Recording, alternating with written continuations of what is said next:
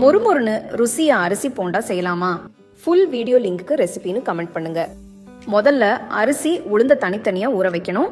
1 cup அரிசி 3/4 cup உளுந்து எடுத்து தனித்தனியா தண்ணி ஊத்தி சுமார் 4 மணி நேரம் ஊற விடுங்க.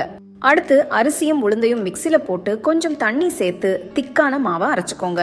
இந்த மாவை ஒரு பெரிய கிண்ணத்துல மாத்தி 12 மணி நேரம் புளிக்க விடுங்க.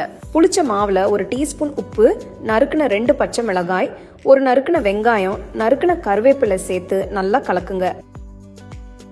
இப்போ கடாயில போதுமான அளவு எண்ணெய் ஊத்தி சூடானதும் மாவை சின்ன உருண்டைகளா எடுத்து மெதுவா எண்ணெயில விடுங்க. பொன்னிறமா வெந்ததும் எடுத்து பிளேட்ல வச்சு மேல கொஞ்சம் இட்லி பொடி தூவி பக்கத்துல நறுக்குன வெங்காயம், கொஞ்சம் எலுமிச்சைச்சாறு ஊத்தி கார்னிஷ் பண்ணுங்க. சூடான ருசியான அரிசி போண்டா தயார். தேங்காய் சட்னி வச்சு ருசிச்சு சாப்பிடுங்க. ஃபுல் வீடியோ லிங்க் வேணுமா? ரெசிபின்னு கமெண்ட் பண்ணுங்க.